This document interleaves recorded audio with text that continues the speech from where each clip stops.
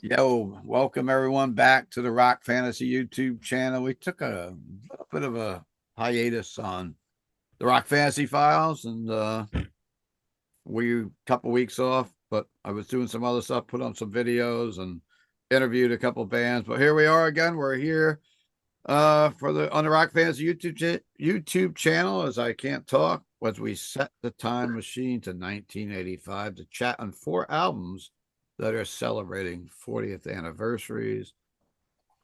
As we start off with the sixth studio album, I'll announce the four albums and then we'll go around to guests and that are with us tonight.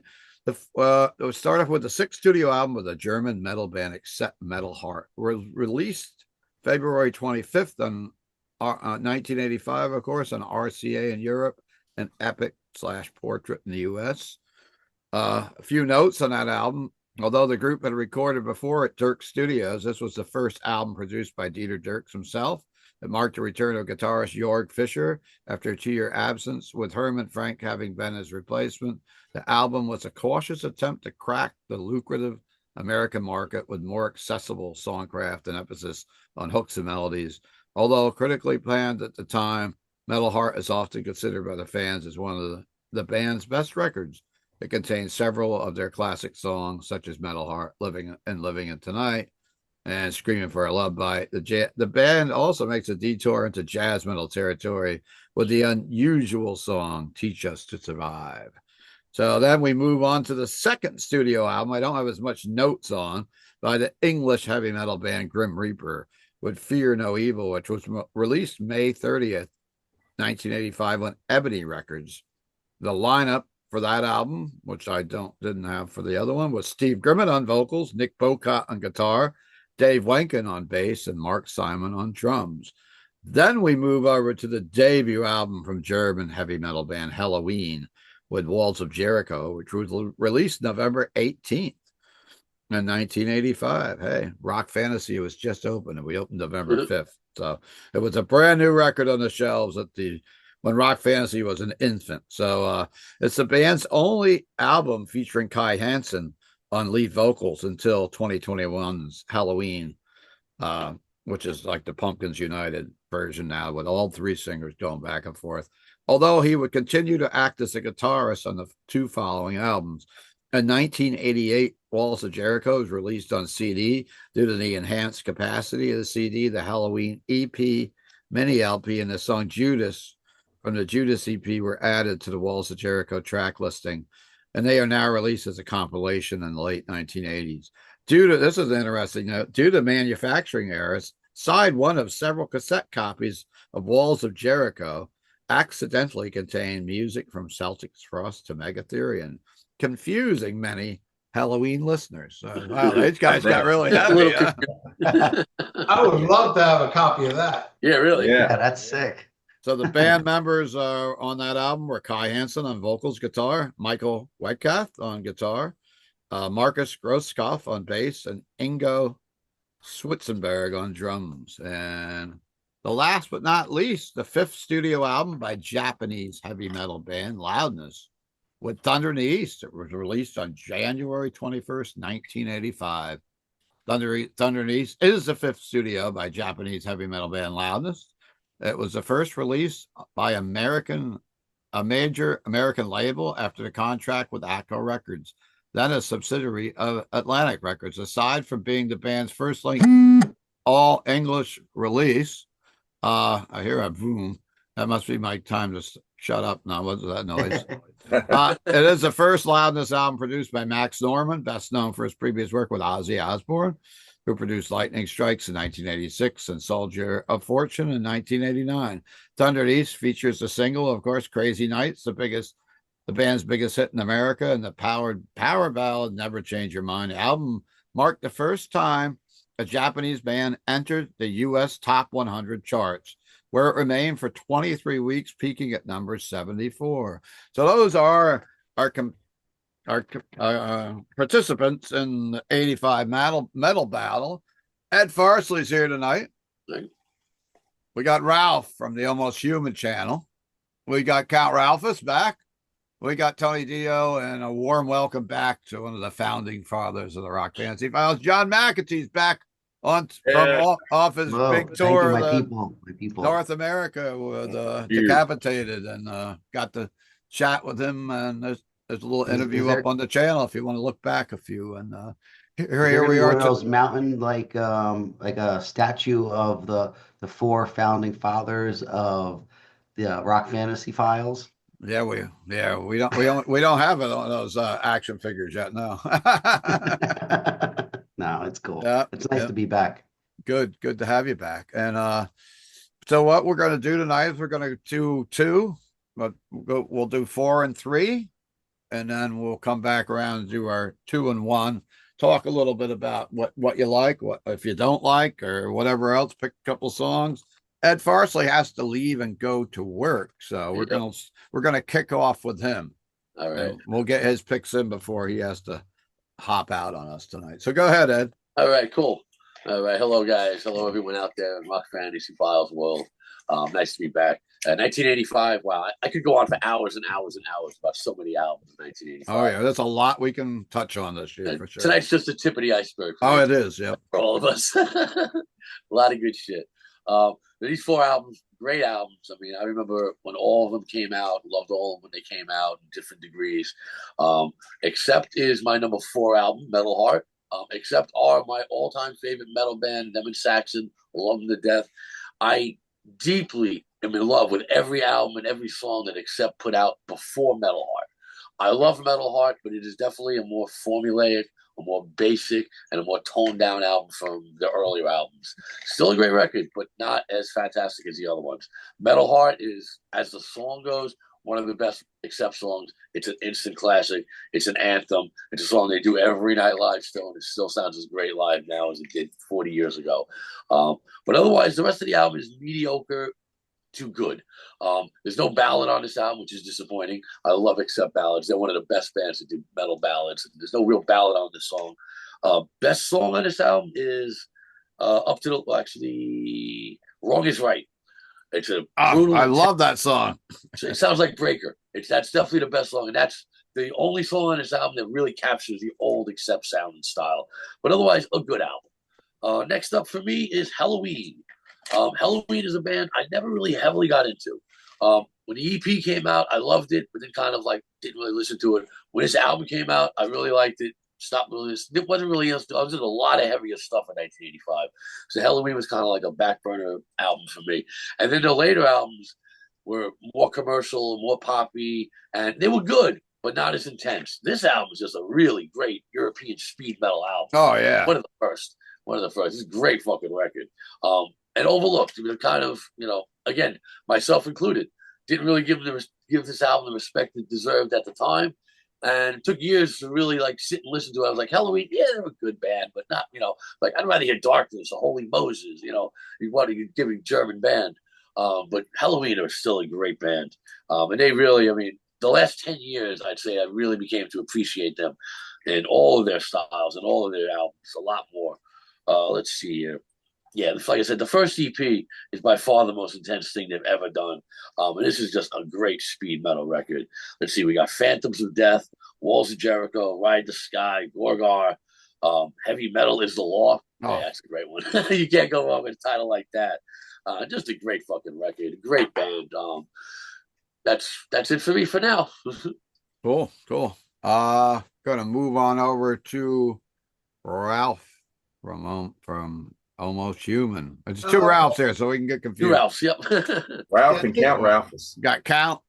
To me, I love all these albums. I love them all. And it was hard to pick, my number 4 and my number 3 were very, very hard.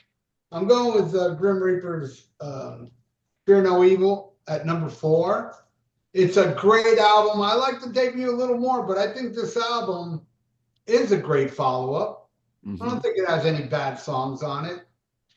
It's a strong album. I put it all the way at number 4. And I love Grim Reaper. Now, it gets even more difficult as you see what I'm wearing. I see. That's my number 3. And I agree with everything Ed said. You got to add the Judas EP. the Judas EP, the first EP, and this. All with Oh, Kai. yeah. Amazing stuff, man. And I'll tell you a quick story. How I discovered Helloween was me and my friends used to go to this place called Pelican Harbor and drink and smoke and get high, you know, when we were young. And some car came by playing this, and they go, hey, I didn't know who they were. Helloween, and he played me. I was like, dude, I gotta get that shit. And it blew my mind. And I will agree, I don't mind the later stuff. I really don't. But this to me is my favorite Helloween. With yeah. singing. Definitely. It's pretty much a different band too, because a little more speed metal, where they became a little more Dickinson Maiden-ish. Yeah. Later, this is kind of like the Diano, you know. So yeah, that's my number 2, and let's keep rolling. That's kind of a great way of putting how that is like the Deanna Maiden. That Yeah, album, that is good. that album is so heavy, and I got to see. I dropped off Helloween for years, like a lot of you guys did. I mean, I loved that record, but I liked the Keeper of the Seven Keys. But then they put out something, and I just completely dropped them. I didn't listen to them for years and years till they were coming around, and I'm like, maybe I'll go see them. As all 3 singers hyped up, so I went and saw them. And I started going back and listening to some stuff. But man, when Kai Hansen got out and they did tracks from this album live, it was just nasty. It was so good. Yep. All right. So Christian's joined us. Christian, we're doing our 3 and 4, and we're going around. So good to see you back on the channel. I'm going to go to the other Ralph next. We're going to Count Ralphus. Your number 3 and 4, please. All right. I love Loudness. No, that's remember when Dee Snider introduced them on the Heavy Metal Mania? That's how he's like Loudness. But yeah, I seen them on this tour, Loudness, and it was Loudness, Mountain, and Triumph. I didn't get a Loudness shirt that night. I did get a Triumph shirt. I still got it, the old 3/4 I was sleeve. at that show. I was not at that show. Nice. Yeah. Triumph and Loudness? And Mountain too. Mountain was the band in the middle. That was a weird. That was a weird bill. Yeah, it was big arena. Yeah, Meadowlands. Yep. But yeah, I didn't end up getting. We ended up kind of laughing a lot during the Loudness set. I think I've told the story before, but the singer was like, "We love you, Smoky Fucky Potty. We love you, New Yorkie. We love you, New Yorkie." And we were in New Jersey, you know, but you could see New York right in the skyline behind you. But sure. But it was, we just like were cracking up, and then Triumph ended up having a huge light show, and Mountain did a couple of things that were like made us laugh too. But so I ended up getting a Triumph shirt at the end of the night. But I like this album. I haven't listened to it in its entirety since the 80s. Forgot how amazing Kira Sarah, or whatever his last name. But yeah, Takasaki. But yeah, Kira. But he's fucking amazing. Every song on this, even the few songs that were kind of a little weak, they still had amazing guitar going on in it. So it was worth liking this album just for the guitar alone. It's amazing. And a lot of great songs like Hell, Heavy Chains, Getaway, Clockwork Toy. The Lines Are Down was good. Yeah, he's such a shredder though. And then so my number 3 is a lot like was just being said about Helloween. My problem with this album is if I would have got this a year earlier, I would have probably worshipped this album. But the way I was a little late on getting this, by the time I kind of heard, I got the next album and I didn't get this one. And that was already like a cleaner, more polished version of what these guys are doing. And by then I'm already listening to Hell Awaits and stuff like that. So everything kind of gets ruined. So I look at, when I'm listening to this album, I'm like, man, if this came out a year before, like in the year of like listening to Metal Church and Omen and stuff, it would have fit in a lot better for me. But going back to it, it was pretty freaking awesome. You know, it's heavy. It's really metal the whole time. Metal Invaders was a great one. Phantoms of Death, Victim of Fate has that cool slow part in the middle. Murderer, that cool Starlight had that cool little Halloween 3 intro. You can hear the little intro in there. And yeah, so that's my 4 and 3. I love the lyrics of Gorgar. Oh.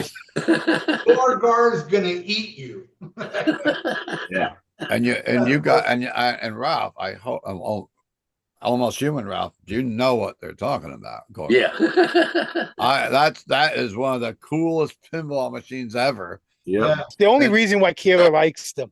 No. Oh no, I love this album, and you're gonna find out in a little while when I give my picks how much I love it. I know you love that song though, and the game. But You got yeah, the it's a pinball great game. song. But I don't. That's not my favorite song on this album. I love How Many Tears. Oh my God, that song just takes up and drives up every song on this record. But it's not my turn to go yet. So Tony Dio, it's your turn.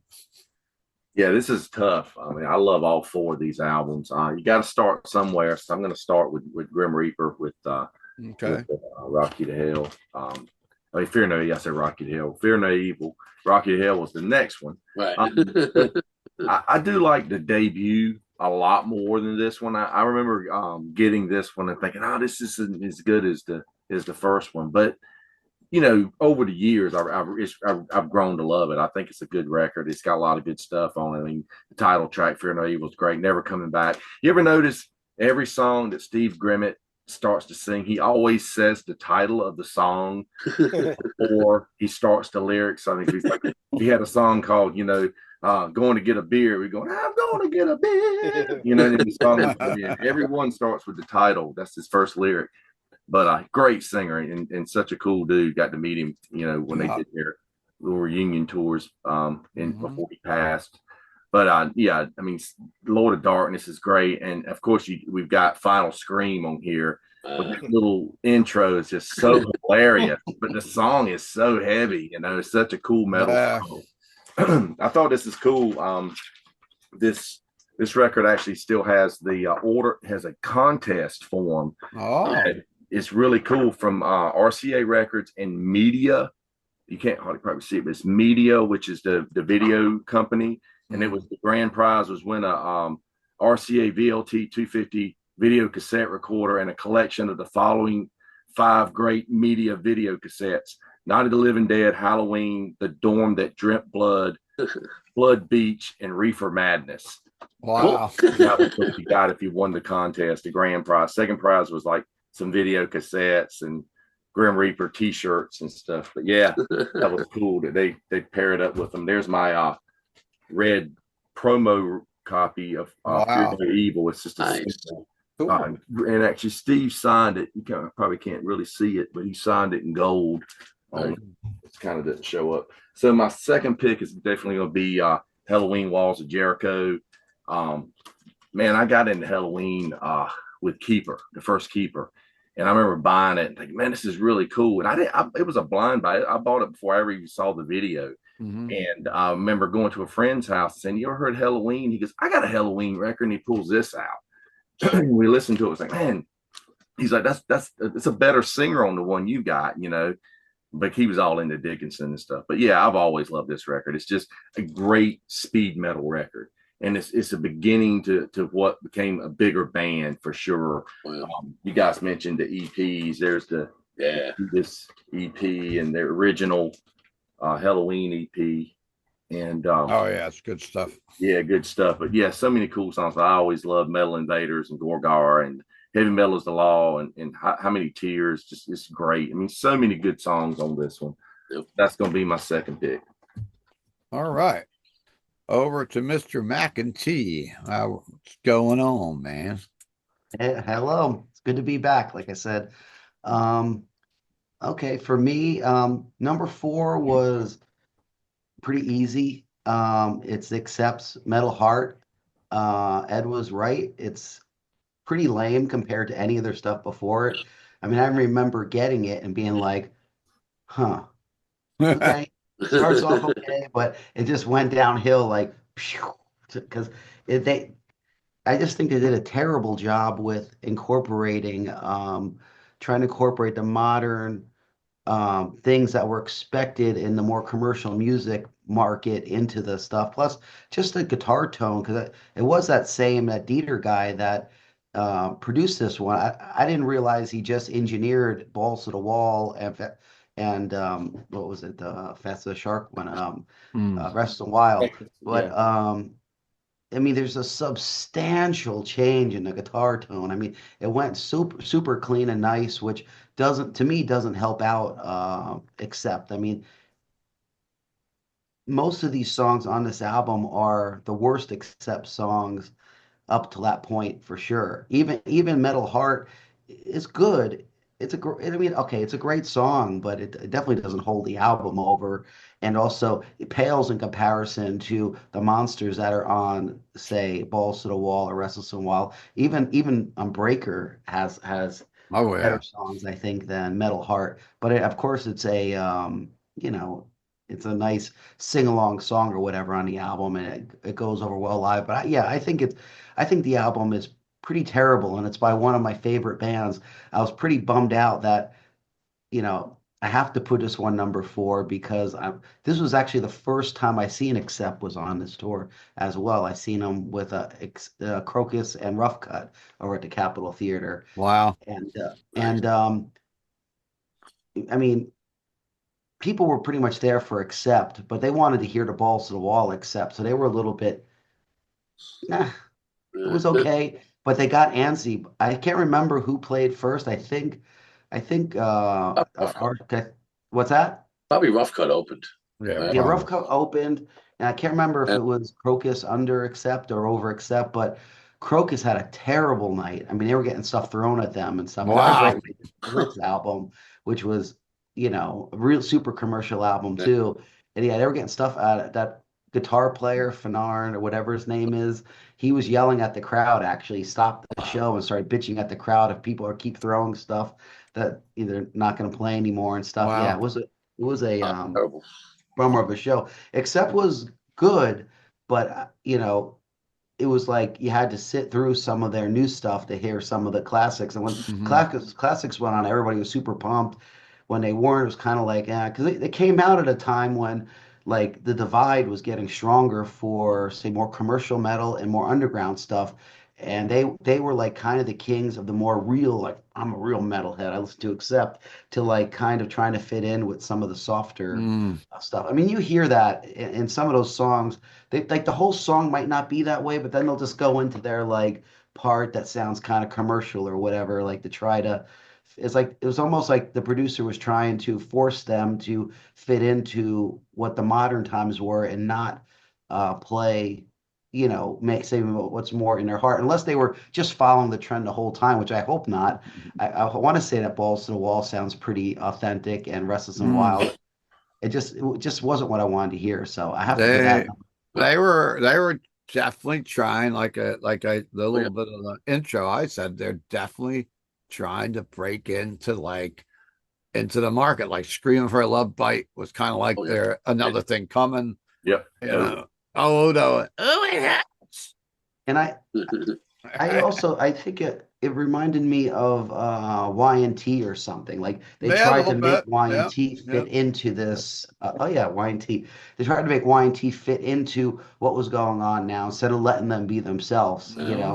And then probably even Crocus was pretty much the same thing with the Oh, Blitz or whatever. I mean, They look were what all Spectre doing was it. a All those really good bands were doing album, it. well, look Yeah. what but happened that to Judas Priest with Turbo. It's the American nation and the record companies. Let's get some hits here. Yeah. Yeah, so to me that ruined it. Hmm. Anyway, my next choice is this is a little bit harder one to go with, but I think I have to go with Loudness, even though I love this Loudness album, and that first riff in Rock and Roll Crazy Nights is just groundbreaking. It's Hmm. such a good heavy riff, but I do think it's Loudness on the downfall. I like their earlier albums more, the more progressive, more Mm. heavy metal oriented albums. This was definitely a more grab at the commercial thing. I mean, it's still a great album it's probably, if I have to say, for an album that they tried to make it poppy enough, but they still kept the grit in it.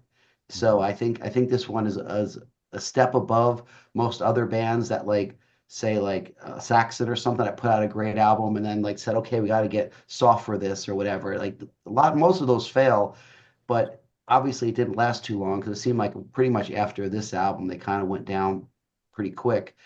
But I do love the album. It has, I mean, there's good songs on it, and the guitar work is phenomenal. I mean, the guitar player is just a master. But yeah, it has to be my number three here. Um, it was really difficult choice though, because between this and my number two, there's issues that, there's issues within myself that I'm not 100% comfortable with, we'll say. Okay. Cool. Ed, you've got about 10 minutes left. All right, you can Maybe keep going. it's all right. I don't Yeah, want you to yeah, get keep late going. for work. Yep, So, I'm watching.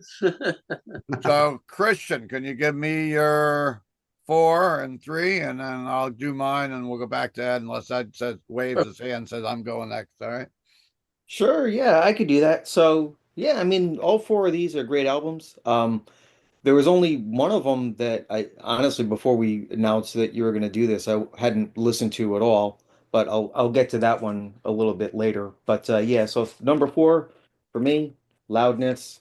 Okay. Um, yeah, it's a pretty killer record, and yeah, I gotta love that video for Crazy Nights. It's kind of, it's typical like 1985 metal video. It's a little bit corny, but I love it, and I love the MCA, which apparently they were supposed to replace with other lyrics, but I guess they decided not to. And even though it's just nonsensical, it's still like so catchy. But yeah, great guitar playing throughout. Like Hell's a good song. Clockwork Toy. Yeah, most of the stuff's on here is pretty damn good. Then my number three choice, I'm gonna go with Grim Reaper with Fear No Evil. Now, I mean, this is a band, when I first discovered them, it's when they appeared on Beavis and Butthead, and I think it was the See You in Hell video was the Yeah. first one that I saw on there, but obviously they had the video for the title track on here. And I remember like me and my friend, we were just like making fun of these guys mercilessly, just like Beavis and Butthead were.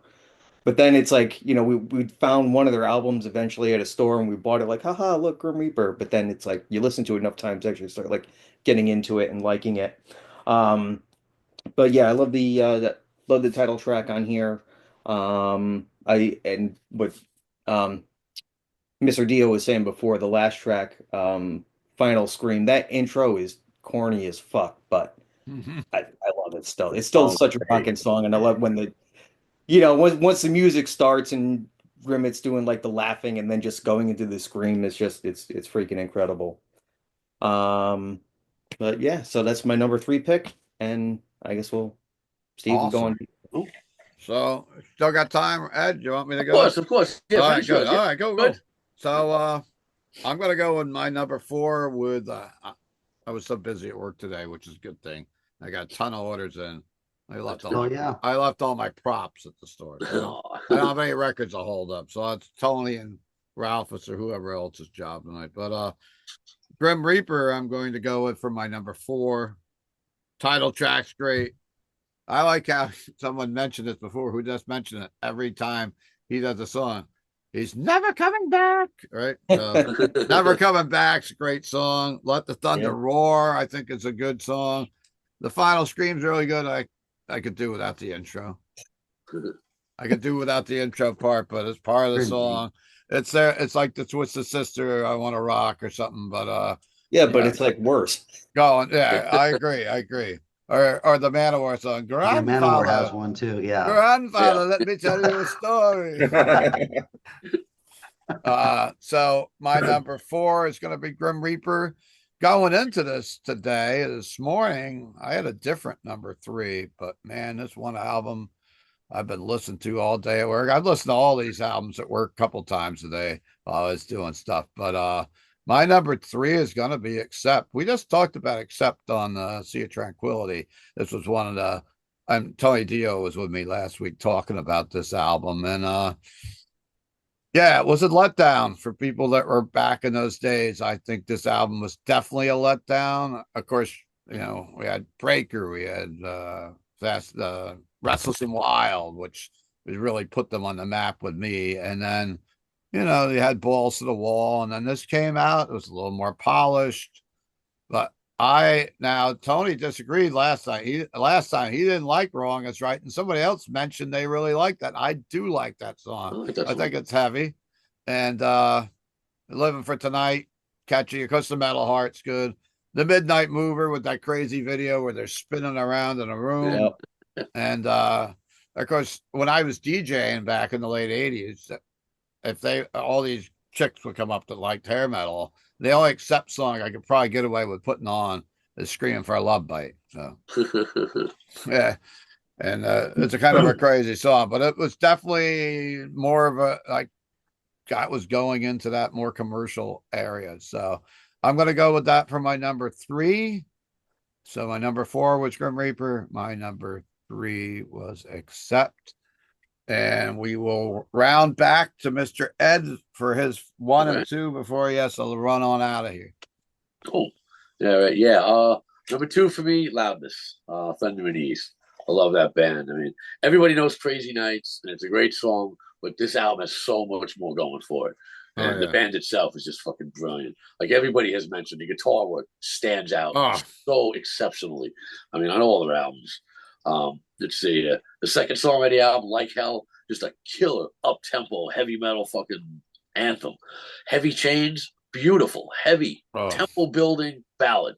Fucking brilliant. Just a fantastic band. No Way Out, the lines are drawn, first-rate heavy metal through and through. My least favorite song on the album is Never Change Your Mind. It's slow, it just doesn't really do it for me. But otherwise, I fucking love the album. Number 1 album for me for these 4, Grim Reaper, Fear No Evil. As a 16-year-old kid, I love Grim Reaper. See You in Hell was fantastic. Fear No Evil is like See You in Hell Part 2, kind of. They pretty much took the template of Fear No See No Evil, See You in Hell, and just copied it for Fear No Evil. Not blatant, but just basically just kept the formula, and it works. It's a great record, almost as good as See You in Hell. Let's see here. Great, catchy opening track. Never Coming Back, one of the best songs in the album, no question about it. Powerful, passionate vocals from Steve. I mean, Steve is one of the great vocals. Yeah. Fast forward from that 16-year-old kid, 1985, I had the absolute pleasure and honor of booking Steve Grimmitt's Grim Reaper several times. And they were just fantastic. Steve was one of the nicest guys. I mean, I met him. I was friends with him up until his passing, through losing his leg and just everything. And he was just a great guy. Always positive, always fucking. I mean, even all the shit he was dealing with, he was amazing. And still standing up there with a fucking a fake leg and a cane and a wheelchair on stage, just screaming his lungs out, just doing it. He was dying to come back here again and do that last tour we were talking about earlier. He was dying to come back here again. It's unfortunate. He was such a great guy. Let's see, what can I say here? Matter of Time, Let the Thunder Roar is a great fucking song. Fight for the Last, the album's closer, Final Scream. Yeah, we all talk about the demented intro, but it's a great fucking song. And a friend of mine, speaking of Steve, a friend of mine did the Wings of Metal Fest last summer, which is basically a tribute to Steve. Nick Baldwin came over, he played. They had guest vocalists singing, like Harry from Jag Panzer doing Grim Reaper songs. And it was just a brilliant celebration of Steve's life. And I love him for doing it. It was a brilliant thing. I wish I could have made it to England to see the show, but it's fucking great. So there you go. I mean, 1985 was just an absolute fantastic year. Glad to be part of it. Unfortunately, I do have to go to work now. Wow. So I'll watch the rest of the show later, hear what the rest of you guys have to say. Cool. I'll join you guys again soon. Good. See you next time. Take care, everybody. All right. So we're going to Almost Human Ralph next, and then we'll go to Count Ralphus. All right. If you would have asked me in 1985, 1986, what was my favorite album of 1985, it's now my number 2. Okay. I love this album. I was so into them. I was up to Loudness. I predicted every band I predicted would be big. Starting in '79, I was always right. Judas Priest, Def Leppard, Scorpions, all these bands I predicted. Then when this came out, I said, this is the next big band. And that killed my streak because they didn't become big. But man, Akiri. Oh, by the way, today is the singer's birthday. Oh, wow. Oh, that's cool. He Happy turned birthday. 60. He turned 60 today. Nice. The guitar solo on The Lines Are Down. Mm. It's ridiculous. Akiri, my God, I got to meet Akiri. This is a really funny story. Okay. I went to one of these pre-cruise down here in Miami. The cruises leave from here, so they always have a pre-cruise party. And I went to one, and Akiri came out and did Highway Star. It was really cool. And then Wow. after the show, we're all hanging out, and here he comes walking out with like a bodyguard or some guy. They're both, and he's like, "Hey, that's Akiri." I go, "Hey, Akiri," and I go, "Akiri, can I have a picture?" And Akiri just waved and kept walking. Then he stopped, turned around, and he goes, "Picture." So yeah, I got to meet him, and it was amazing. Mm. All right, look, this is my number one, and let me explain everything you guys were complaining about this album. I agree 100%. It's their attempt to be commercial, but man, I'll give you an example. Midnight Mover. Man, that song to me is better than Rock You Like a Hurricane. They're a German band getting a little commercial. I loved it. I loved, of course, the top track's my favorite. The only one, and I don't hate the song, but Teach Us to Survive is a little too weird, but I still dig it. I love this album. I mean, I love Restless and Wild would be my favorite, but then I would say Metal Heart, man. And I own all the stuff. Island Breaker, the first one. I love the first one, The Chick with the Chainsaw. Yeah. That's an underrated album. But yeah, this is my number one. And I saw the tour with Helix and Keel. And I'm telling you, that night I never heard a guitar tone as good as Wolf's. And I saw the Balls to the Wall tour opening for Dio. And I've seen him afterwards, Blood of Nation. But that night, man, there was something about his guitar tone that was just unbelievable. And they were obviously the best band that night. So that is my number one album. And back in 85, 86, I would have said Loudness, but now I say Metal Heart. And I do agree, it's them trying to get commercial, but I thought it worked. Mm-hmm. Yeah. Yeah, it worked better than Eat the Heat. Yeah. Oh, yeah.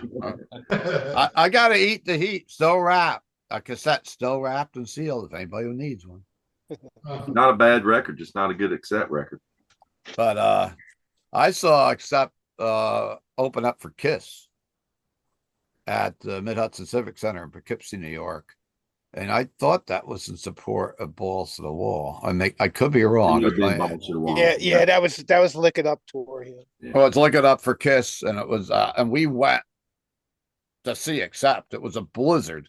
I remember coming home, and it was such a bad snowstorm. It was like, but we were young kids, and we went up anyhow. I mean, nowadays they would have shut down Route 84 or something. You know, they shut everything down. But back then, they still had the concert. We drove to it and got to see Accept.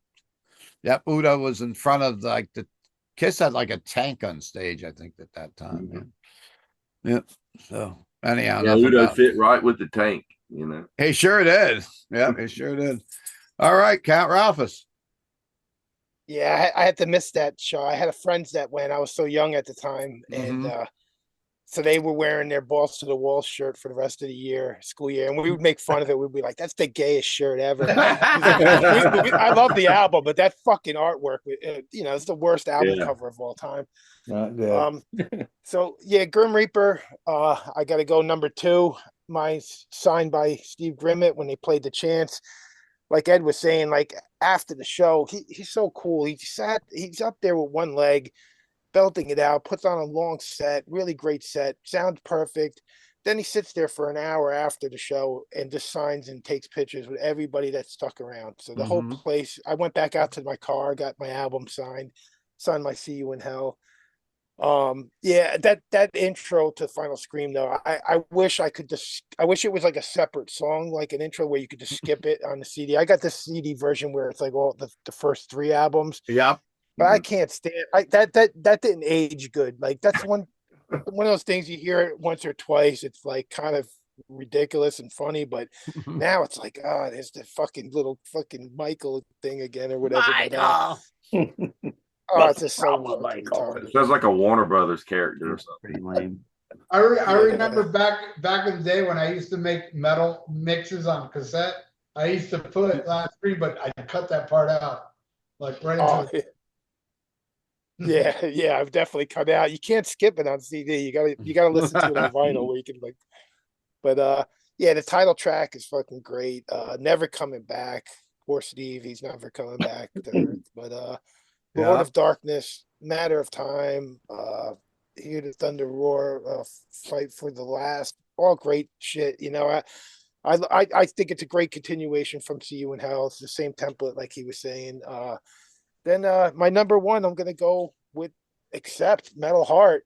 Okay. I think this was the last really great Accept album. And yeah, it's just like you said, you could tell the producers are trying to make it a little bit more commercial, but I don't think it's that far off from Balls to the Walls. Like it's Winter Nights off of Balls to the Walls stuff. Like they had some Mhm. mellow stuff on there and some stuff that they were trying to maybe make a hit out of. But Udo's voice is just incredible.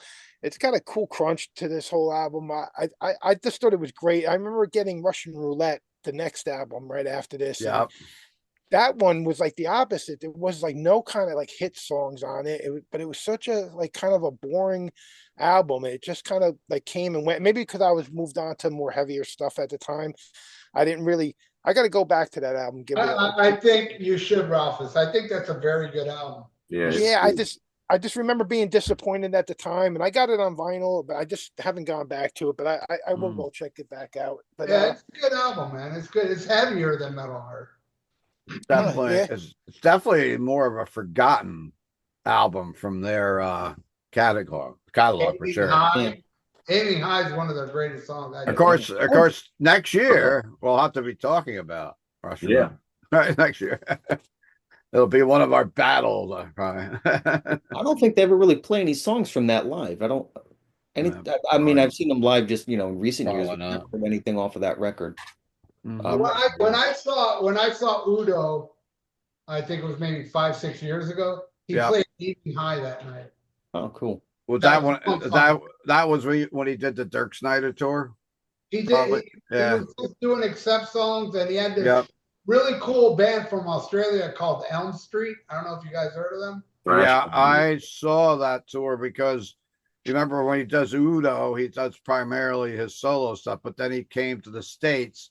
And of course, at that time, he said, "This is it, a final tour that I'm going to ever play Accept songs on." And I think it came around twice. I saw both times right before the pandemic.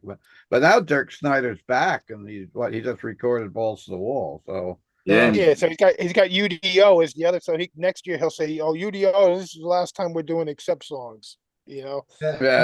Well, that's Peter, rock for Peter you. Baltes is in the band with him now, so Yeah, more- got it's more more- original. Yeah, more original Accept members in his solo. They play. He does.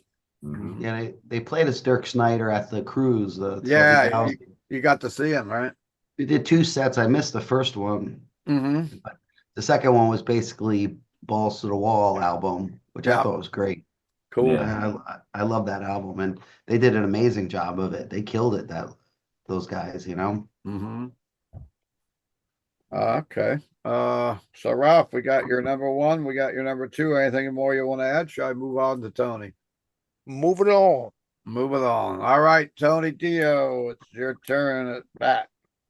So it was tough to pick through these last two. I had to go back and forth a few times on it because we just talked about the Accept record on See If Tranquility or whatever. And so I put it in number two. Okay. But yeah, it's a good record. And I mean, I agree with what you guys said. They were definitely going for a more commercial sound. But I mean, you had stuff on Balls to the Walls like Head Over Heels and Losing More Than You Ever Had. Those were very, very, I mean, they were going for like radio hits on that. Yeah. And I think there's some heavy stuff on this just makes up for it with Metal Hard. And you mentioned Wrong is Right. Wrong is Right is okay. It's not one of my favorites on here, but it's an okay song. It's heavy. It's a heavy song. But you listen to Screaming for a Love Bite, and you're like, yeah, they're going for radio with that one, But Midnight Mover was such a cool music video with the multi cameras and stuff, and And I always thought, Living for the Night's a great fist pumping song, but Bound to Fail kind of sounded like something that kind of like almost like they were trying to do another Balls to the Walls. Mm-hmm. The way the song is kind of structured. And I love Too High to Get It Right. That's just another fist pumping song. And it's got those, those heavy gang vocals on it, with the backing vocals. Just very, very cool. Love that. But yeah, just a good record. I mean, here's my single for Metal Heart, just 12-inch single, and it has London Leather Boys and Wrong Is Right live recorded at Donington on it. Wow. I got into Accept with basically I'd seen their name in magazines and I hadn't really even heard them. And I went to see Ozzy on the Bark at the Moon tour, and we thought we were going to see Motley Crue when we got there, and that was who we thought were on tour with Ozzy at the time. And somebody told us when we were waiting to get in, they said, no, it's a band called Accept from Germany. I'm like, oh, yeah, I've seen them in magazines, but major disappointment that we really wanted to see Motley because we're big into the Shout at the Devil thing and all at the time. And we go in and Accept comes out, and I was like, who is this little G.I. Joe looking motherfucker? Oh, and it's like within the second song, it's like, wow, this is killer. These guys are kicking ass. And they blew Ozzy off the stage that night. I bet. I mean, it was great. I mean, but yeah, great show. And glad I got to see him. I went out the next day to get Balls to the Walls, and the record store didn't have it. And I ended up, they had Restless and Wild. So that was the first one I purchased. But when Metal Heart first came out, I remember getting it, and I wasn't that big into it. And in the CD age, when I ended up buying everything again on CD, I ended up picking that up and really started getting into it. And nowadays, it's one of my go-to Accept records. And it might be, I mean, I like more melodic stuff nowadays anyway. So I always go back to that one. But so number one is going to be Loudness. This record to me is just so good. I mean, the songs are just well written, just well crafted songs. I mean, he is having a little problem with the word, pronouncing certain words and stuff. But I always just thought it was great. I mean, Crazy Nights was just such a great song. Like Hell, that's so heavy, man. Heavy Chains is just super heavy. Getaways is super fast. One's good. Even we Could Be Together is like really poppy, but it's got this heavy riff, this just grinding riff. But it's more like you were going for a radio song. Then that solo comes in, man, and it's just Akira's such a great player, man. He's just great performance on this. Run for Your Life, Clockwork Toy, No Way Out, Lines Are Down. I even like Never Change Your Mind because his guitar solo is so good in that ballad. I mean, it's a great power ballad. And but yeah, it was the first thing I ever got by Loudness. And I remember getting the next album after Lightning Strikes, and that's when they really tried to go more commercial on that. I remember the song, what was it, Let It Go. I mean, that was basically it's a riff ripped off from a Bon Jovi song, basically, but it was a catchy song. I mean, they had a music video, did very well. But there's some heavy tracks on that album as well. But yeah, they seemed like to get a little more commercial, and then they changed singers. They got Mike Becerra to sing, and they kind of just started putting stuff out in Europe, and that was it. But I went back, as John mentioned, some of those early records. I went back, started finding those early records, because you could find them in the bins for $2 or $3. And I mean, God, Disillusion might be my favorite record by them, man. The one before Thunder in the East. And I have two versions of that. They actually went back after they got popular, I guess, and re-recorded the vocals on that in English. Yep. So I have two different versions. But yeah, such a cool band. I had a funny story about Loudness as well. They toured for the first time in the States in years. They came back in it was 2006. I think I saw that tour. And they played this little club, and they had put a new record out at the time called Racing, and it's very down-tuned. It's almost like new metal sounding guitars and stuff. But it had a bonus disc where they re-recorded a bunch of the classic songs, but they made them really super heavy, like the guitars, like I said, are down-tuned. So when they played live, everything was super heavy. They were playing stuff kind of more just kind of almost slowed down, just heavier, chunkier, But when the show was over, actually before the show was over, the crowd was chanting for "Let It Go" because that was a hit over here Wow. from that other album, and they didn't have it in their set list. And they said, "You really want to hear that, you know?" And they played Akira played the opening riff to it, you know, and they did like the first verse into the chorus, and that was it, you know. But after the show was over, some friends and I, friends of mine, we were all hanging out, and they invited us, the guys in Loudness invited us out to the bus. So we go out on the bus, and we're sitting on the bus with them, you know. And the singer, who I can't ever say his name, he says, "You'll want Coke?" And this one chick with us, she was all getting excited. She thought he was going to bust the 8-ball out or something, you know. He comes out and gives everybody a Coca-Cola, and we just laughed, you know. But I had saw pictures of Akira from before I'd seen him on that tour, and he had all his hair was like in dreadlocks, which I found out later was a wig. He wears a wig. He still has it, some kind of thing, but he had his hair cut real short. And so I just kind of, he's sitting next to me, and I go, "When did you cut your dreadlocks?" He looks at me and he goes, "Tomato, New Jersey." I said, "You don't know what I'm saying." Just like when Ralphus tried to get a picture with him, he was like, he just walked away, and then he said, "Oh wait, yeah, picture? he I doesn't take pictures." English very well. Exactly. Here's my Crazy Night single, Mm-hmm. radio promo single. But yeah, they were so good that night. They were such nice guys. They signed whatever you had, you brought. And it was sad that the drummer ended up getting cancer like a year or so later and passed away, the original drummer. And yeah, they were really good though. And so I got to pick that album because I played the crap. I still play that record. I've got a flash drive in my car with probably 200 albums on it, and that one always gets in rotation. It seems like it always comes back around. It was the album I played the most in '85. I worship. Wow. It's a riff heavy record. That is, and I think, in my opinion, it's my favorite tone on the guitar I've ever heard on record. That tone that Akira has on that. Well, you can It hear really it stands out. because I got Devil Soldier and Disillusion. Yeah, Devil Soldier. I actually had Disillusion before this even came out. I was really into Loudness back then. yeah. I had the Japanese stuff even before. I think I didn't go back for those. I actually heard them. I don't know how I was turned on to it, but I definitely owned it. Disillusion. That album's great. Which one It is looked like they stole some of the guys from Motley Crue's like stage clothes. They did for for the video. Yeah, they sure. And then the next album, they looked like they were following the Theater of Pain look. Like they seemed like they definitely got, you know, hey, it's heavy metal, let's dress like these guys or whatever else. Sure. Yeah.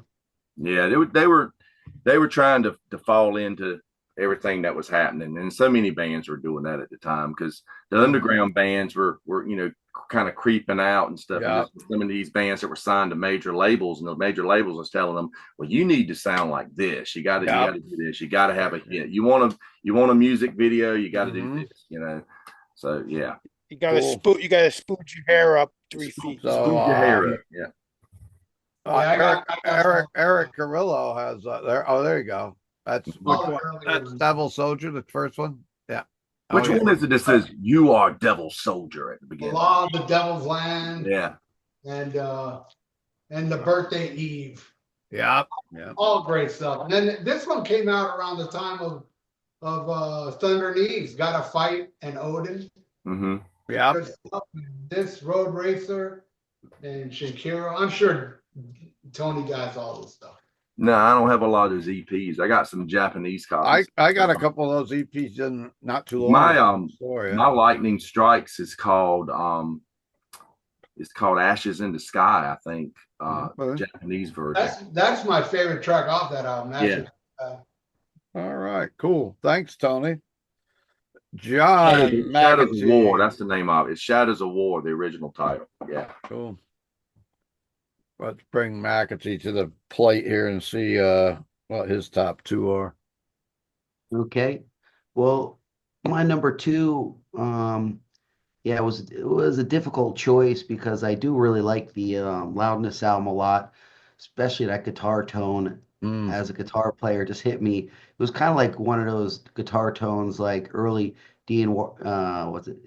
Uh, Dean Mart, what the dude from Rat Martini or whatever. I Yeah, can't think yeah, of. yeah. Martini. Or Yep, yeah, yep. Warren G. Yeah, Martin. he it kind of had his kind of vibe, like that attack to the guitar, Yeah. but even I think heavier and more shreddier. But I really like that attack that he has. But I had to go with number two more for sentimental reasons, and that's Halloween's Walls of Jericho. Um, it was it was an important album for me. It was my first Halloween album that I heard, and I was turned on by the vocalist that was in my cover band that I played in at the time.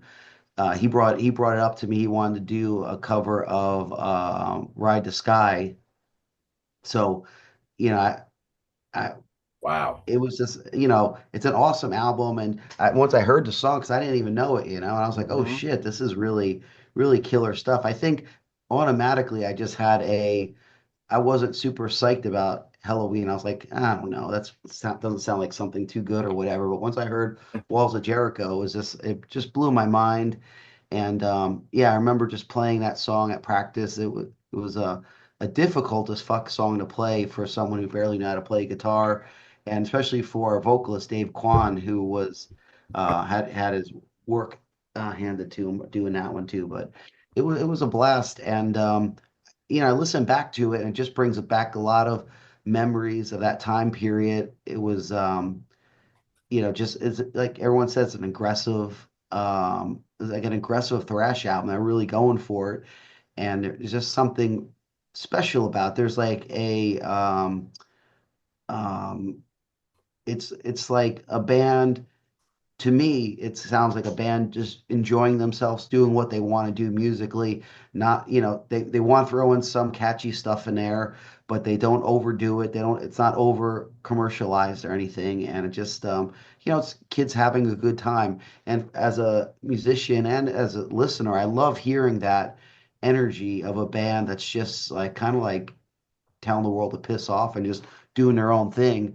And I think because of the success of that is, why they went another route, which of course I think was terrible. I was freaking pissed as fuck when I heard what was it, Keeper of the Seven Keys or whatever Yep, everyone was yep, after. yep, It was yep. just like, come on, like why are you doing this to me again, metal? It was like it was like transitions like that just made like basically made my belief in so many bands dwindle and stuff, because you don't want to hear the new album from your band you really love, and it's just to be that much of a change. It was just like overnight they just decided, we're just going to go like super super commercial. I think didn't the main guy Hanson leave or something after that album? Oh, yeah, he went on to he was the vocalist on the EP and the Walls, but then he just played guitar on the next two albums. That's what And yeah. then He and then left from the He after wimped out when he went to he, guitar all by himself. yeah, yeah, he left on during the tour for Keepers Part Two.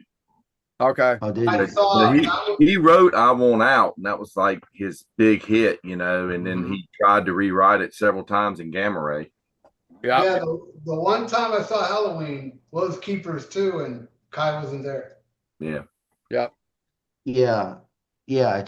It's hard for me to defend him or not defend him because I thought that Keepers album was a real letdown in itself. I was out already by that time, but I just really, I miss that youth energy of the band, and not what seems now. It's too crowd pleasing. It's just like, it's uninteresting for me to listen to that stuff. I like, at least for me, when I listen to it, I try to listen to the essence of it. I try to listen to that feeling of everybody just really getting together and just trying to let loose and let some energy out of themselves and stuff. And it's like by the time, after this album, it just continued and continued and continued to get more, Yeah. you know, calculated and more crowd pleasing and stuff. And I don't know. I mean, of course, there's a place for crowd pleasing music,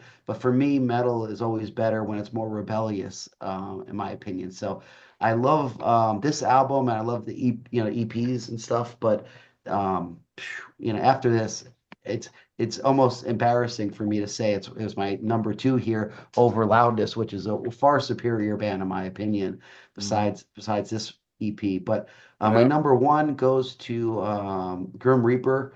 I think Fear No Evil is an awesome follow-up to See You in Hell. I mean, it's basically the same style of album, which I think is great. It's kind of like, because Grim Reaper to me was always like kind of influenced by early Iron Maiden, like the first two Iron Maiden album kind of sounds to it. And it just I listened to it again recently. I haven't listened to it for a little while from start to finish. Yeah, besides that stupid intro to the last song, it was really it's Mhm. really a great album. And it to me it was like the kind of metal vibe that I wanted as a 14, 15-year-old kid. I wanted that evil but also proud kind of metal feeling. It was catchy but still dark. It had, wasn't super underground, but also wasn't super commercial at the same time. It was a good in between area for metal, and I would have been uh, way happier too if they would have continued in this line, because the one after it too was also not very good. Rocky to Hell was a disappointment, unfortunately, but I do. We did play with them one time back in 17 or 16 at Farmageddon set. It was Well, Farmageddon, Edmonton, Canada, and it was actually freezing cold. It was in May, but there was like a snowstorm that day, or like a hailstorm that day. But they played awesome. They killed it the night before. Steve Grimmett was hanging out at the. There was kind of like um, a log cabin or whatever where everyone was kind of hanging. But it was super cold. He was behind this blanket, and there was like a heater on him because he was trying to stay warm and everything. And of course, I just got super drunk and started bashing him with questions and trying to get him to call me a poser and stuff like that, just to fill my drunken guilt of missing Grim Reaper show when they toured with Armored Saint and I think Metallica Armored Saint Grim Reaper tour they did. I missed that show. Did you lose me? no, I can hear you. Oh, okay, sorry. And yeah, so I basically went backstage and was telling them about that because I had Grim Reaper painted on back of my jacket, to See You in Hell album cover artwork when I was in high school. And then the next day after the show, someone asked me obviously if I went to the show because I had Grim Reaper on back of my jacket, and I was like, Yeah. no. And I felt like the biggest loser ever, because it's like, how could this be like one of my favorite bands and not have them not go to the show when they're playing in town? So, yeah, I kind of railed on him pretty hard. I got him to call me a poser. He didn't really want to, but the other guys in bed said just call him a poser, make him feel better or whatever. So it was fun. I have some great memories torturing him. I do feel a little bad from him. It was my one night of being a punisher. I'm usually not a punisher to people, but I was a punisher to him that night, unfortunately. And then we had him on the channel a couple times. I think John, you were there when Yeah, we interviewed. We had him, and then we did a new wave of British heavy metal, which he was a guest of the one time on the channel too, which was cool. yeah. I wonder if he was thinking like, "Oh man, this guy is gonna have his podcast. He's gonna punish me the whole time." But yeah, that's it. So it Yep. goes what? Accept was it Accept, Loudness, Helloween Helloween, and Grim Reaper and number one. Grim Yep. Reaper. Yeah.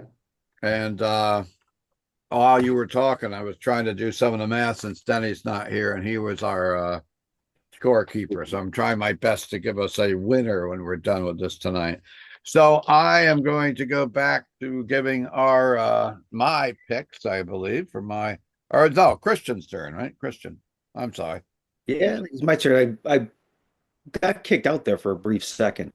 And if Okay. anyone else, So it was you that got kicked out, not John. John thought he was kicked out for a minute, but he wasn't. So go yeah, no, I ahead. did for a second. Go ahead. Anyway, uh, yeah. So my number two pick is Halloween. Well, and so this one, I the only Halloween I was familiar with is Keeper of the Seven Keys, and then when I saw Mm-hmm. this episode, I'm like, okay, I know those the three, the Grim Reaper, the Loudness, Yeah, that he's Halloween. breaking up. So I am. Yes, you're breaking up, but right, Maybe Ralph? Breaking up to me, right? Yeah, Yeah. Can you say something, Anthony, Christian, or we lose you? I think we lost him completely. we lost him. We lost him. He's just froze up. Yeah. anyhow. What's up? Oh, Try Christian, are you there? Hello, Froze up. Christian. Say something. hear you. Well, we've lost Christian. well, maybe do yours, Steve, and then maybe he'll get better by then. That's what I'll do. I'll go on to get mine as I was trying to do. Yeah, he's going now. So Oh, is he here now? I don't know. Are you there, Christian, or you're not? Well, Okay. I'm good. Hello? I hear him like once a word will come out. Anyhow, so I'm gonna go ahead and give my picks. Maybe not. Christian, are you there or you're not there? Not good. I'm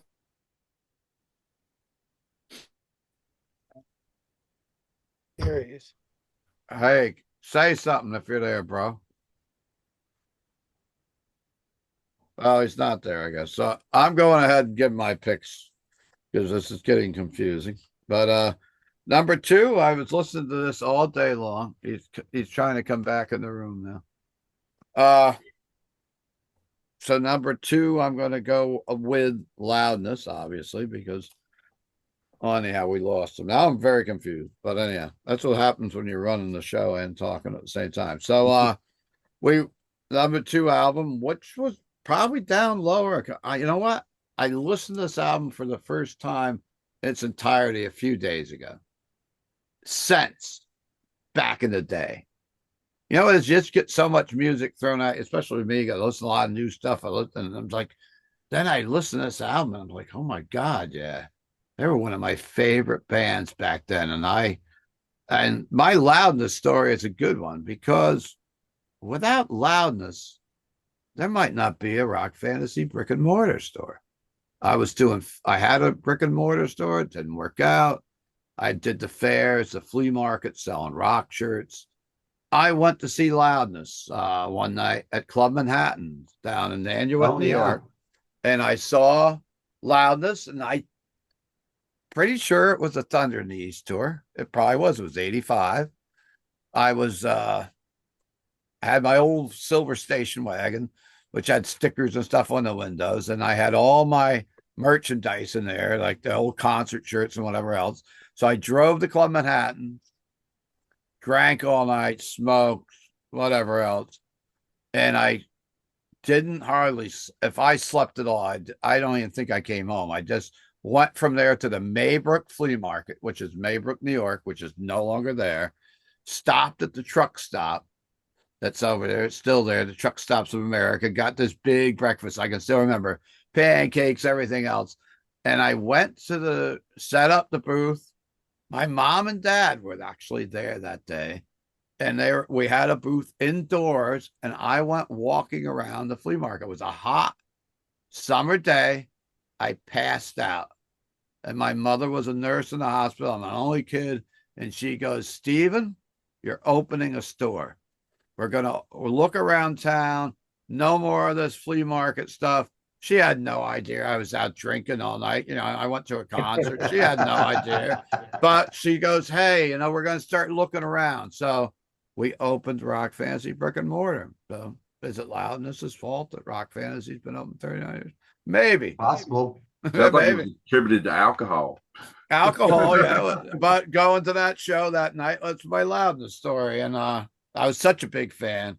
And I was listening to this album today over and over again. Well, of course, I was listening to Accept and Helloween, Grim Reaper 2. But and the Helloween one I go back to all the time. I just simply love that album. But number 2 will be Loudness, Like Hell, Clockwork Toy, Getaway. Without Hot Wheels, you'd be lost. Right? All these crazy lyrics, but it was so good. I want to when I get up tomorrow morning and my wife is up, she's sleeping right tonight. I'm going to make her listen to that album again because she listened to it all the time. I bet you she hadn't heard it in years. Somebody and his vocal style and everything else. But I was playing that in the store today. I had a couple customers go up to me, "What are you playing? Listen to that guitar. The guy sounds like Eddie Van Halen." Like he definitely was influenced by Eddie, I think, a little bit. With a lot of like great guitar work And Randy Rhoads.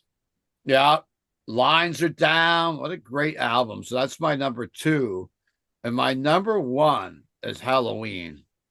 That album, I just love it. And yeah, is it because of Gorgar? Maybe, but that's not my favorite song on the album. I think it's a great song because I'm also a giant pinball guy and a Gorgar pinball. We had Gorgar Armageddon last year where we had 13 Gorgar machines all set up at the venue I used to work at, lined up, and we had that people played Gorgar pinball for like 12 hours, and they make that boom, boom, boom noise, So Gorgar, but the album is just, I love it from top to bottom. Metal Invaders, it's just so nasty. Ride the Sky, it's like epic, heavy, fast, heavy metal is a law. It doesn't get any more metal than this. Yes. Now you got Metal Invaders, if heavy metal is the law, and then like Judas is from the EP, but that Judas song is so freaking heavy too.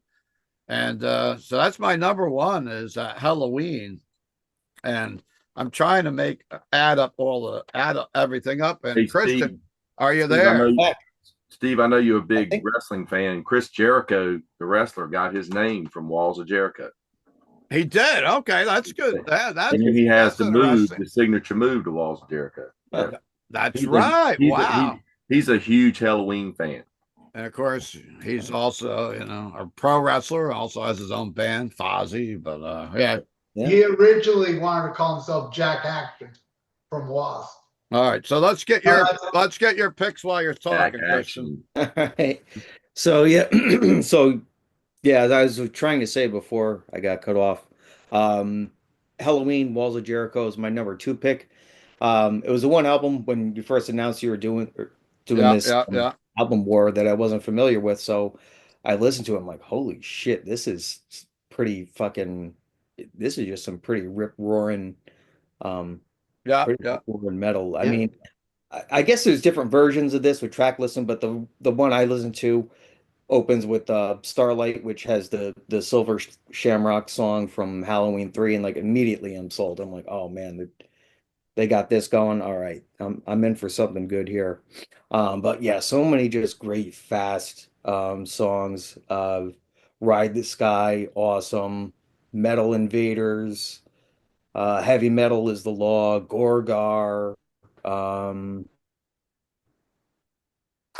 Just go on, just start. Break it up again, but we know what you got. I just number thought, 1 like, it's very, release or made.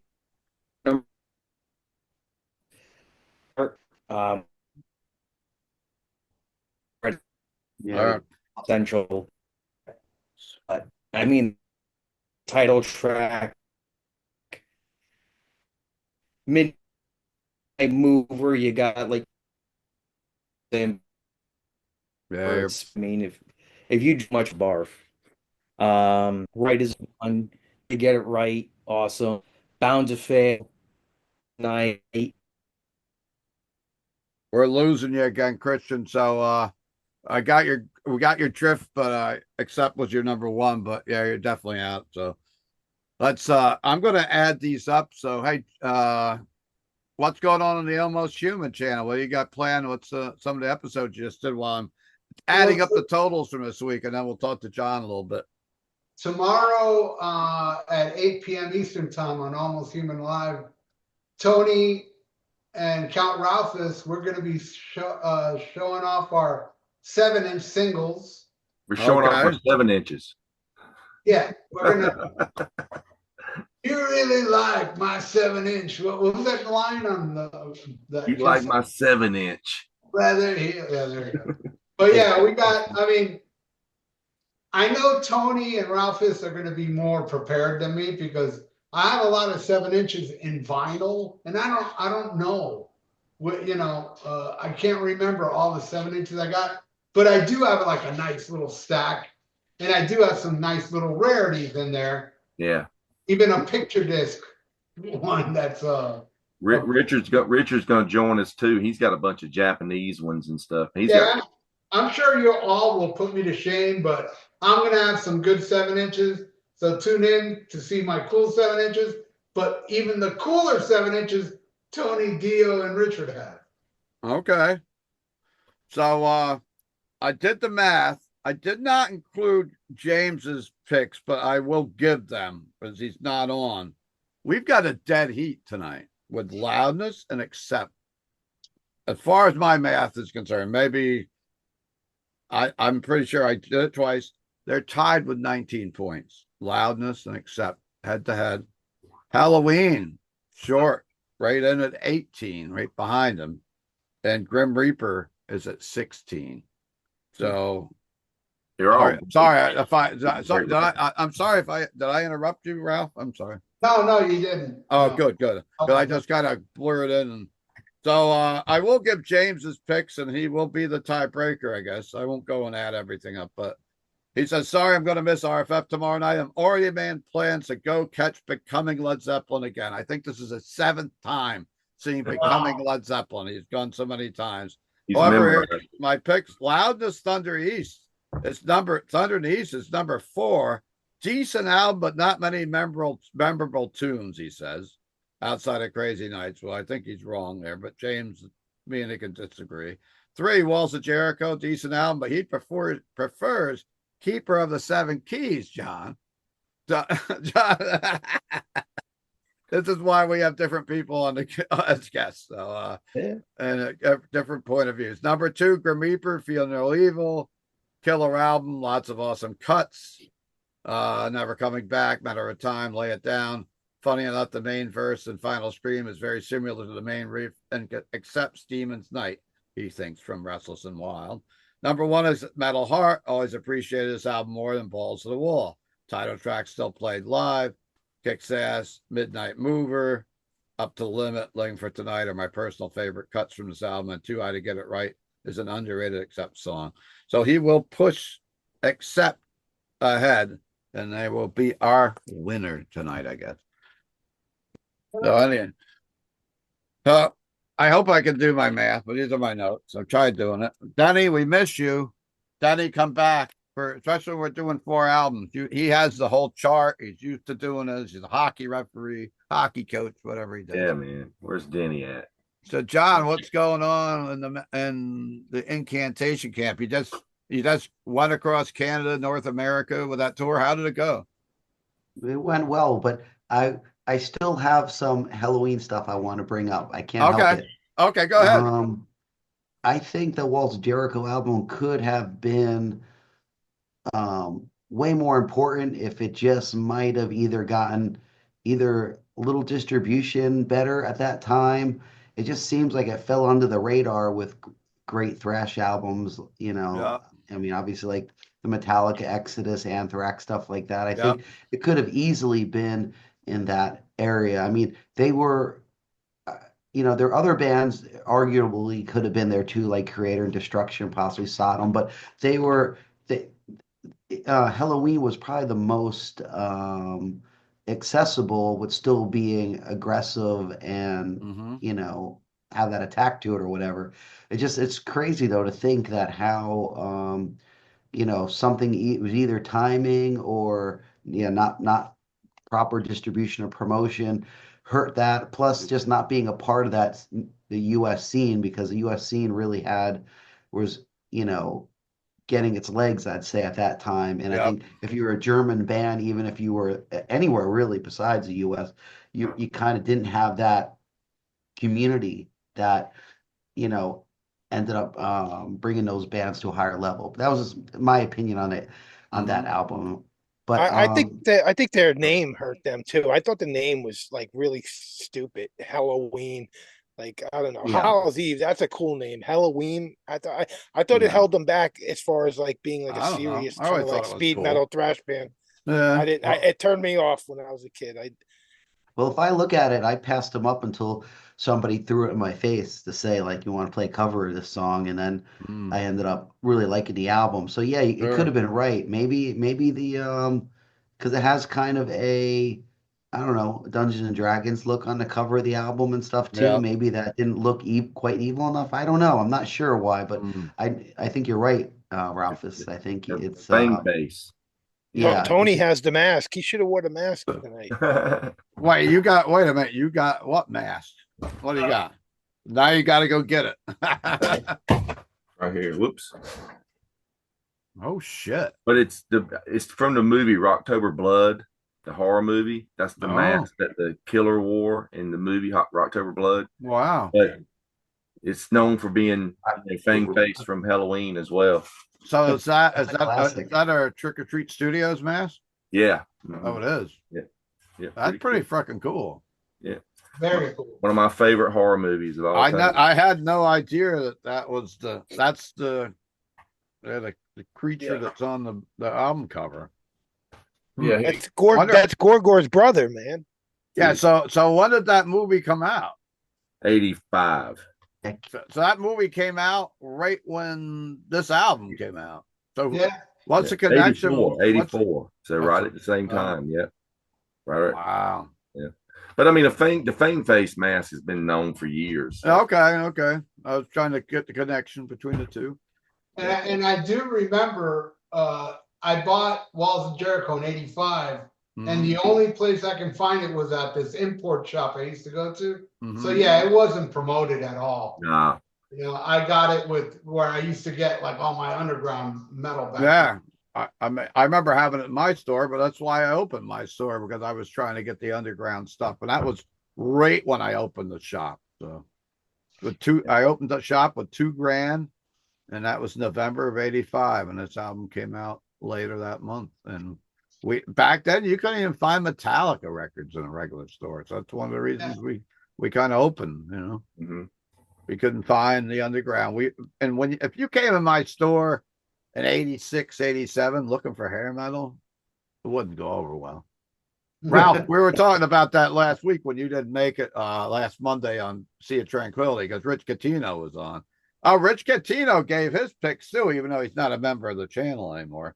And you can imagine what they could be. He put Celtic Frost to Megatherion last week at last place. Right, Rich did? That was most of our number one pick too. Except for him, and he was, of course, you know. But I did put this up on my I didn't get that many comments, but I had a couple people.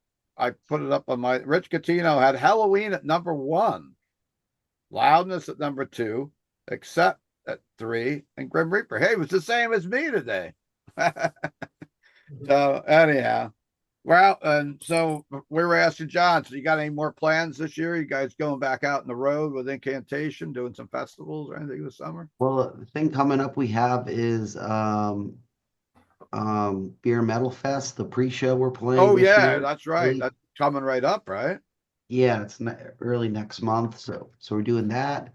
We have a cool set for that. Then we have Maryland Death Fest, where we play the first album, Ordo Gotha, in its entirety there, which will be fun.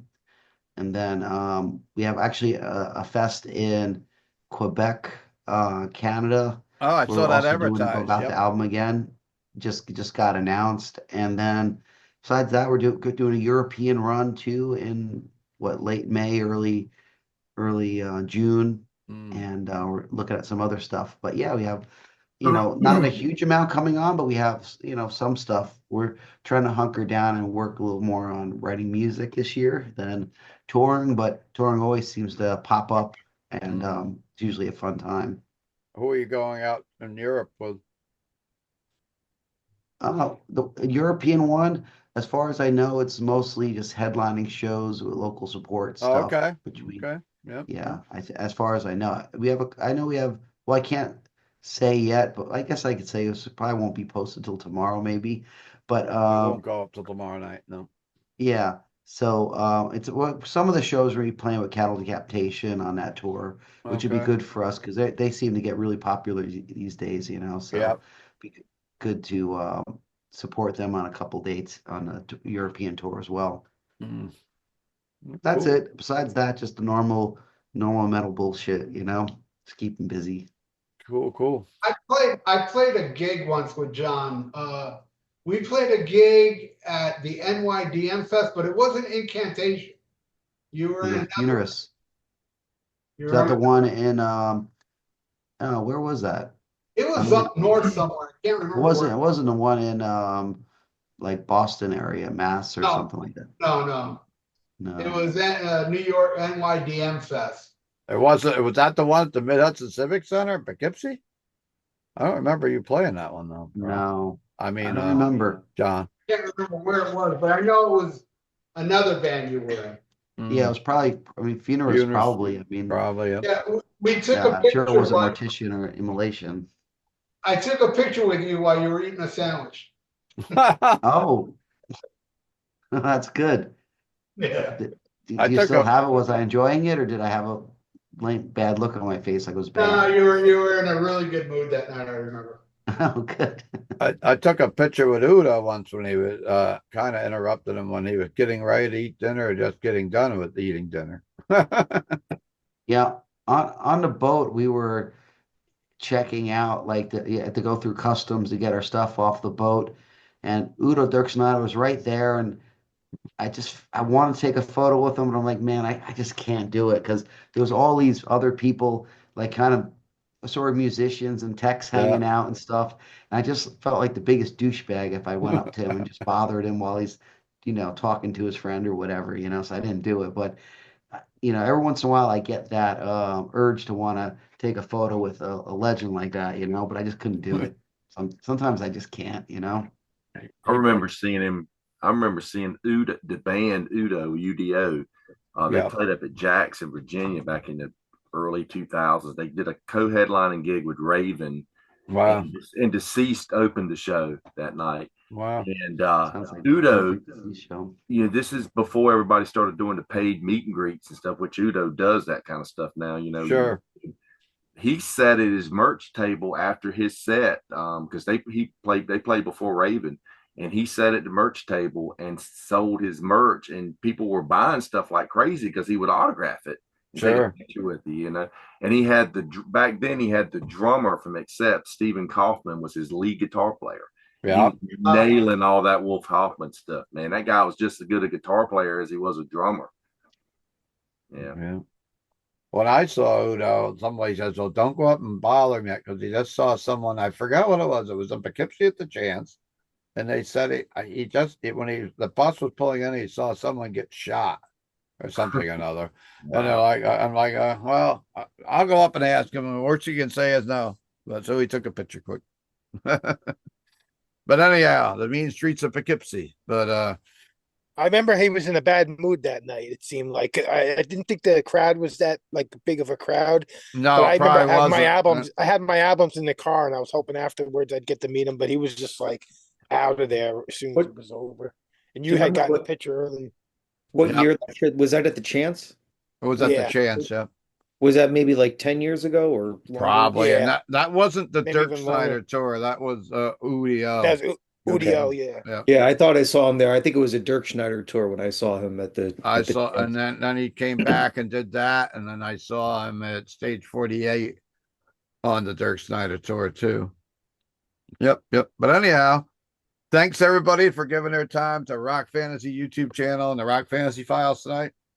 In the comments for the viewers, please give your order of the albums that we discussed tonight, and we'll be back next week. We're going back in the time machine to 1975. So we're going to be doing some, what was it? Ted Nugent with Aerosmith, Bachman Turner Overdrive. And what was the fourth album? Skinner. Nothing Fancy. Yeah, we're going American rock next week. So we're going back into the 70s. So we'll see you all next time. And thanks for coming out tonight, John. It's great to have you back. Mac,